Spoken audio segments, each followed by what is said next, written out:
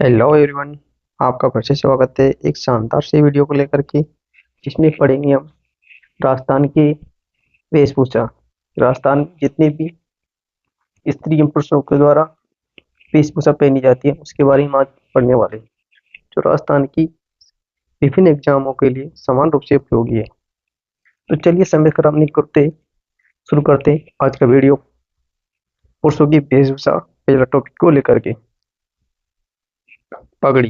पुरुषों के द्वारा पगड़ी एक प्राचीन पोशाक है जो एक इज्जत के प्रतीक के रूप में पहले पहनी जाती थी। आज भी ये सर्वमान्य वेशभूषा है। पुरुषों की पोशाक में पगड़ी एक राजस्थानी परिधान का महत्वपूर्ण अंग थी। पगड़ी एक क्या थी? प्रतिष्ठा का प्रतीक थी। क्या थी? प्रतिष्ठा का प्रतीक थी। ये एक सिर ढकने के लिए पहना जाने वाला वस्त्र था। लड़ाई में जाते समय केसरिया पगड़ी पहनी जाती थी। कौन सी केसरिया पगड़ी पहनी जाती थी? पगड़ी को पाग, पोमचा या बागा या सापा भी कहा जाता है। पगड़ी को क्या कहते हैं? पाग, पोमचा, पाग, पोमचा, सॉरी पोमचा नहीं, पेंचा, पाग, पेंचा, बागा या सापा भी कहते हैं। गांव में सबसे ज्यादा प्रतीक के रूप में सापा बोलते हैं। सापा, सापा या पगड़ी के नाम से ज्यादातर जानते हैं। जयपुर में रंगरेजी एक खास प्रकार की पगड़ी थी।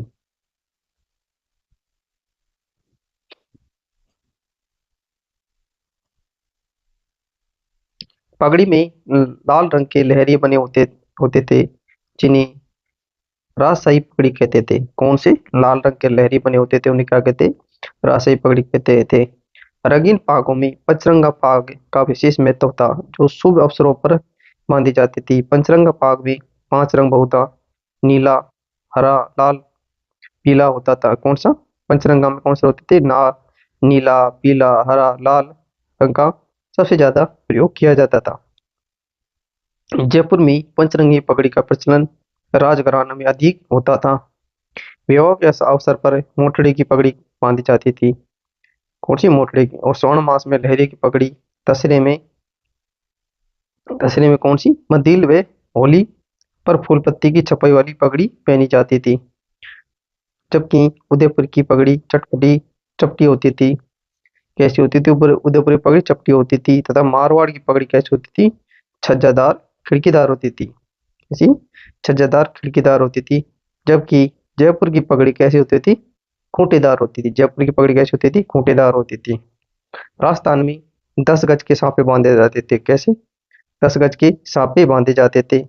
तथा पंजाब में 4.5 गज के साफे पगड़ी बांधे जाते थे। सर्वाधिक प्रसिद्ध पगड़ी कौन सी है?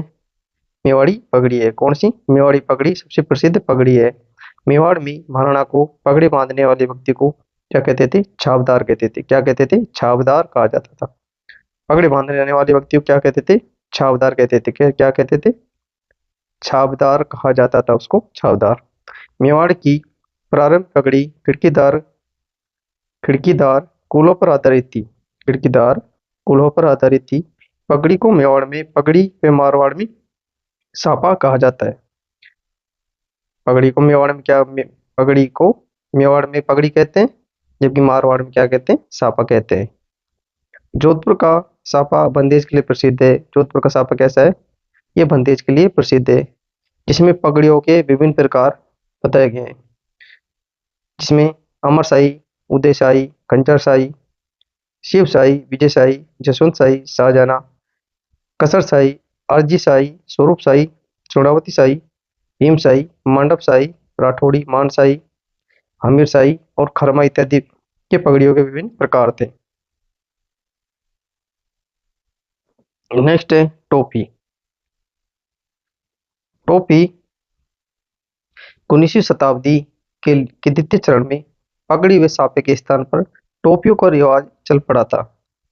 4 टुकड़ों को जोड़कर बनाई गई टोपी चौखलिया, 2 टुकड़ों की टोपी दुपलिया कहलाती है। 4 टुकड़ों की टोपी क्या कहलाती है? चौखलिया। और 2 टुकड़ों की दुपलिया कहलाती है। एक विशेष प्रकार की टोपी खाक सानुमा टोपी कहलाती है। क्या कहलाती है? खाक सानुमा टोपी कहलाती है। यह पगड़ी की तरह सिर को ढकने वाला वस्त्र होता है। नेक्स्ट है अंगरखी या अंगरखा। क्या होता है? अंगरखी या अंगरखा शरीर के ऊपरी भाग में अंगरखी पहनी जाती थी। कौन सी? ऊपर के भाग में कौन सी क्या पहनते थे? अंगरखी पहनते थे। अंगरखी, अंगरखी पहनी जाती थी। जिस अंगरखी के गले, कंधे व पीठ पर कढ़ाई होती थी। क्या? गले, कंधे और पीठ के जो हिस्से होते थे उस पर कढ़ाई का काम किया जाता था। फर्रुखशाही अंगरखी कहलाती थी। क्या कहलाती थी? फर्रुखशाही अंगरखी कहलाती थी। फर्रुखशाही अंगरखी किसी काठ का नाम न होकर सजावट का नाम था जो मुगल बादशाह फर्रुखशेर के नाम पर पड़ा था। अंगरखी का ही उत्तरी रूप राजस्थानी अचकन है। राजस्थान में छपी या बंदिश की अंगरखी पहनी जाती थी तथा लखनऊ में जामदानी वस्त्र की अंगरखी पहनी जाती थी। अंगरखी को बड़ी या बुगतरी भी कहते थे। अंगरखी एक पूरी बाहों का कॉलर या बटन रहित चुस्त कुर्ता था। ग्रामीणों द्वारा श्वेत रंग की अंगरखी पहनी जाती थी। इसमें पुरुष वर्ग काले रंग का अंगवस्त्र पहनता है जिस पर सफेद धागे से कढ़ाई की जाती है। चोगा, चोगा या चुग्गा, चुग्गा या चोगा किसे कहा जाता है? चुग्गा या चोगा अंगरखी के ऊपरी संपन्न वर्ग चुगा कहलाता था, पहनता था। अंगरखी के ऊपर संपन्न वर्ग क्या कहलाता था? चुगा पहनता था। ये फिर आए चुगा। चुगा क्या होता था? रेशमी ऊनी किमखाब का बना वस्त्र होता था। शिकारगाह के अलंकरण से बना सुंदर चुगा भारत कला भवन काशी हिंदू विश्वविद्यालय में संग्रह में है। दर्जी द्वारा चुगा या चौगा सिलने की कला टुकड़ी पारछा कहलाता था। राजस्थान में 19वीं शताब्दी में भड़कीले पोशाकों का प्रचलन अधिक होने के कारण चुगो या चौगा में बादले का प्रयोग अधिक हुआ। पंजाब में कड़े हुए चुगो या चौगों का प्रचलन अधिक था। कड़ाई किए गए चौगे अमृतसर के प्रसिद्ध रहे हैं। उसके बाद है आतमसुख। आतमसुख आतमसुख क्या होता था? ये सर्दी में ओढ़ी जाने वाली ऊनी कंबल होती थी। तेज सर्दी में अंगरखी या चोगे पर लोग आतमसुख पहनते थे जो सर्दी से बचाता था। आतमसुख का प्रचलन राजस्थान के रजवाड़े में अधिक था। सबसे पुराना आतमसुख सिटी पैलेस जयपुर में सुरक्षित है जिसका समय संभवतः 18वीं शताब्दी के मध्य है। कहते हैं कि महाराजा माधो सिंह प्रथम इसे पहना करते थे। आतमसुख की तुलना कश्मीरी किरण से की जाती है। किससे? कश्मीरी किरण से की जा सकती है। उसके बाद है जामा। जामा क्या होता था? जामा ये शरीर के ऊपरी भाग में पहना जाने वाला वस्त्र होता था जिसमें ऊपरी चोली होती थी और नीचे घेर घुटने तक आता था। शादी ब्याह या शुद्ध के अवसरों पर जामा पहनने का रिवाज था। अकबर के पूर्व तक चाकदार जामा दरबारी पोशाक जिसे कचोरिया जामा भी कहते हैं। अकबरनामा बाबरनामा आदि ग्रंथों में चित्रों में गोल घेरे जामे बनाए गए हैं। मोहम्मद शाह के समय में जामा जमीन तक नीचा होता था।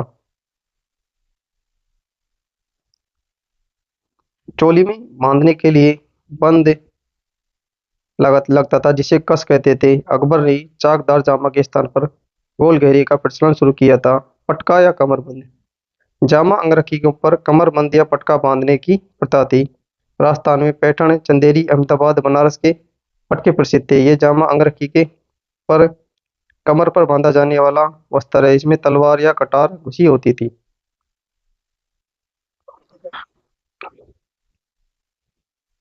नेक्स्ट है धोती। धोती क्या होती थी? धोती सामान्यतः पूजा के अवसर पर पहनी जाती थी। ये पुरुषों द्वारा कमर पर पहना जाने वाला वस्त्र होता था। साधारणतः श्वेत रंग की ये होती थी। क्या होती थी? साधारण श्वेत या सफेद रंग की ये होती थी। श्वेत क्या बोलते? सफेद रंग बोलते। सफेद रंग की ये चादर होती थी धोती जो गाँव में अक्सर बुजुर्ग आज भी पहनते हैं। उसके बाद आ जाते हैं स्त्रियों के वेशभूषा। स्त्रियों की वेशभूषा हमने पढ़ ली, पुरुषों की अब पढ़ेंगे स्त्री की वेशभूषा। इसमें प्रमुख रूप से घाघरा। घाघरा कमर से एड़ी तक पहना जाने वाला लंबा स्कर्ट होता था। राजस्थान में 80 कलीरो घाघरो गीत गाए जाते हैं। कौन सा? 80 कलीरो घाघरो, 80 कलीरो घाघरो गीत गाए जाते हैं। जयपुर में तीज के त्योहार पर पंचरंगा लहरिया, कौन सा? पंचरंगा लहरिया रंगा जाता है। पंचरंगा लहरिया क्या रंगा जाता है जयपुर में? कौन से त्योहार पर? तीज के अवसर पर।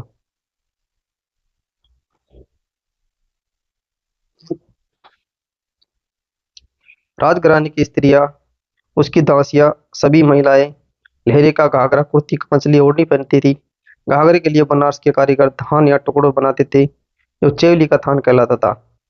नेक्स्ट है ओढ़नी। ओढ़नी शरीर के निचले हिस्से में घाघरा, ऊपर कुर्ती कांचली पहनने के बाद स्त्रियां ओढ़नी ओढ़ती थी। ओढ़नी की लंबाई प्राय 2.5 से 3 मीटर, चौड़ाई 1.5 से 2.25 मीटर होती थी। पोमचा लहरिया, मोटड़ा धनक आदि कुछ विशिष्ट लोकप्रिय ओढ़नियां होती थी। दामड़ी मारवाड़ में ओढ़नी का एक प्रमुख प्रकार था पोमचा। पोमचा क्या होता था? पोमचा प्रसूता को पहनाया जाता था। किसको? प्रसूता को ये पहनाया जाता था पोमचा। पोमचा बच्चे के जन्म पर शिशु की मां के लिए मातृ पक्ष की ओर से लाया जाता था। पुत्र के जन्म पर पीला और पुत्री के जन्म पर गुलाबी पोमचा पहना जाता था। पुत्र के जन्म पर कौन सा? पीला। और पुत्री के जन्म पर गुलाबी पोमचा पहना जाता था। यहाँ आपको खासकर डिफरेंस याद रखना है। नेक्स्ट है चुनरी। चुनरी क्या होती है? चुनरी भात की ओढ़नी में पशु पक्षी फूल अन्य अलंकारिक चित्र बनते हैं। चुनरी के पतला गोटा जमीन में चौड़ा गोटा जिसे लप्पा कहते हैं या आंचल में लगाया जाता था। कुछ एग्जाम से जुड़े महत्वपूर्ण तथ्य इस प्रकार है। बिरजस यह चूड़ीदार पजामे के स्थान पर पहने जाने वाला ऊनी वस्त्र होता था। मोतिया जातीय भील पुरुषों के द्वारा पगड़ी के स्थान पर बांधा जाने वाला मोटा वस्त्र पोतिया कहलाता था। पोतिया सफेद रंग का होता था। भालू ये भीलों का अंगोछा होता था। भालू क्या होता था? ये भीलों का अंगोछा होता था। पछेवड़ा सर्दी के बचाव हेतु रेजी का बना चद्दरनुमा शरीर के ऊपर डाले जाने वाला वस्त्र पछेवड़ा कहलाता था। घूगी एक प्रकार का ऊनी वस्त्र है। इसे साधारणतः तेज वर्षा या सर्दी में ओढ़ा जाता है। बचपन में गांव में सभी ने घूगी उड़ी होगी। कट्टे या पन्नी की बनाकर घूगी ओढ़ते थे, जो वर्षा से बचाव के लिए यूज किए जाते थे। जोधपुरी कोट पैंट इस पोशाक को राष्ट्रीय पोशाक का दर्जा हासिल है। अजरक। अजरक ये मुस्लिम वस्त्र है। इसे मुस्लिम लोग कंधे पर डाले रहते हैं। इस वस्त्र को नमाज के वक्त बिछाकर इस पर नमाज पढ़ी जाती है। नेक्स्ट है फोइतु। फोइतु ये भीलों की एक प्रकार की लंगोटी है। भीलों में मुख्यतः लंगोटिया भील भील इसका सर्वाधिक प्रयोग करते हैं। अंगोछा यह पुरुषों का वस्त्र है जिसे सिर पर बांधते हैं। अंगोछा में केरी बात की अंगोछी का अंगोछा बहुत लोकप्रिय है। देपाड़ा, पाड़ा या देपाड़ा ये भील पुरुषों द्वारा पहने जाने वाला तंग धोती होती है, जिसे क्या कहते हैं? देपाड़ा। देपाड़ा क्या है? तंग धोती है। ये तंग धोती इसका धोती है। नानड़ा या नानड़ा या आदिवासियों द्वारा प्रयुक्त होने वाला प्राचीनतम वस्त्र है। राजन्य वर्ग के लोग अंगरखी, चुगा या चोगा जिसे जामा के नीचे धोती या तंग पजामा पहनते थे। लहरी की धार या जब एक दूसरे को काटती हुई बनाई जाती थी तो उसे मुठड़ा कहते थे। जोबनेर की फूल की साड़ी, स्वयं मधुपुर की पक्के काले रंग के दुपट्टे छापे सूट की साड़ियाँ प्रसिद्ध है। तिल का यह वस्त्र मुस्लिम औरतों का पहनावा है। चूनड़ अहाड़ उदयपुर में भील समुदाय की औरतें पहनती है। चूनड़ में सफेद बिंदिया, जमीन रंग कथई लाल होता है। कछाबू एक प्रकार से लंगोटिया भील की महिलाओं द्वारा स्त्रियों की घुटने तक पहने जाने वाला नीचा घाघरा होता है। यह घाघरा मुख्यतः काला व लाल रंग का होता है। कपड़ी भीलवाड़ा क्षेत्र में प्रसिद्ध यह मुख्यतः दो टुकड़ों को जोड़कर बनाई गई चोली है। सिंदूरी साड़ी भील जाति में महिलाओं द्वारा पहनी जाने वाली लाल रंग की साड़ी सिंदूरी कहलाती है और यह पश्चिमी राजस्थान में महिलाओं के द्वारा ओढ़ा जाने वाला वस्त्र होता है। लुगड़ा यह वस्त्र आदिवासी विवाहित महिलाएं पहनती है। इसे अंगोछा साड़ी भी कहते हैं। इसकी सफेद जमीन लाल व बूटे छपे रहते हैं। शेखावटी में मुकुंदगढ़ लक्ष्मणगढ़ का पाटौदा लुगड़ा प्रसिद्ध है। कट की यह आदिवासी और युवतियों की ओढ़नी है। इसे पावली बात की ओढ़नी भी कहते हैं। रेंट शाही लहंगा यह आदिवासी महिलाओं का लहंगा है।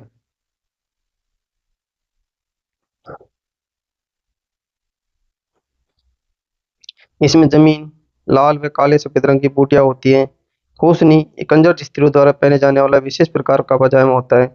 फड़का काथोड़ी जनजाति की महिलाओं द्वारा मराठी शैली बंदी साड़ी फड़का कहलाती है।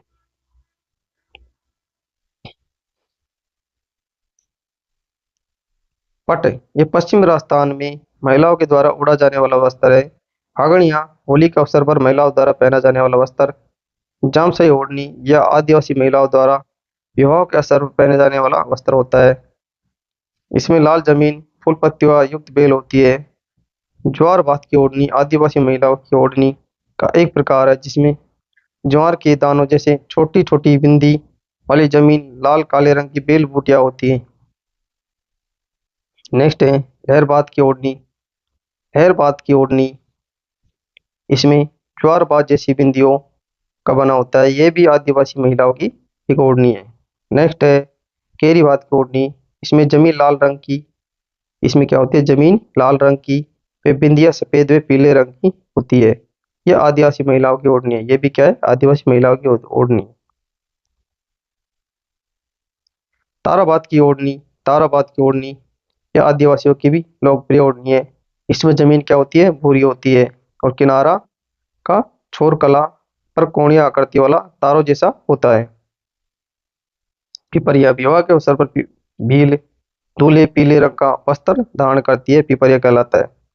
कपड़े पर डिजाइन बनाकर बारीक धागों से छोटी छोटी गांठें बांधने को क्या कहते हैं, नग बांधना कहते हैं।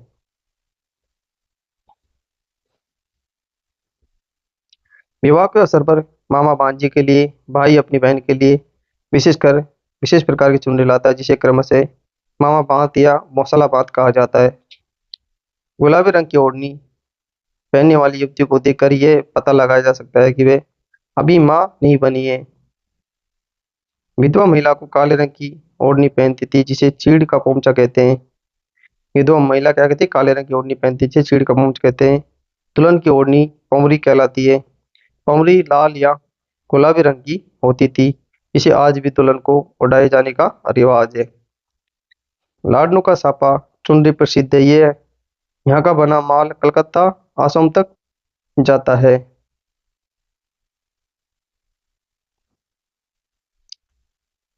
अलवर की दोरू की ओढ़नियां बड़ी लोकप्रिय है। टोंक अपनी खूबसूरत नमदो चमड़े की वस्तुओं के लिए प्रसिद्ध है। ऊन कूट कर इसे जमा कर जो वस्त्र बनाए जाते हैं उसे नमदा कहते हैं।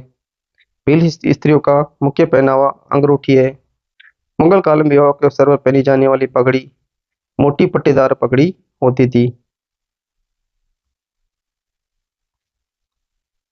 लहरिया स्त्रियों द्वारा किस माह में ओढ़ा जाता था, ये श्रावण मास में ओढ़ा जाता था। मोटला वेशभूषा के कौन से प्रकार के अंतर्गत आता है, ये ओढ़नी में होता है। राजस्थान की किस पोशाक को राष्ट्रीय स्तर पर मान्यता प्राप्त है, किसको, जोधपुरी कोट को। ग्रामीण क्षेत्रों में पुरुषों के शरीर के ऊपर भाग भाग में पहना जाने वाला वस्त्र बख्तरी कहलाता है। पौल्ट्री नामक आभूषण पैर की उंगली में पहना जाता है। तो साथियों, ये था राजस्थानी वेशभूषा से संबंधित एक छोटा सा टॉपिक। अगर आज का सेशन आपको पसंद आया हो तो हमारे चैनल सब्सक्राइब करना और अपने साथियों को शेयर करना। मिलते हैं ऐसे शानदार सेशन के साथ अगली वीडियो में। तब तक के लिए थैंक यू, धन्यवाद।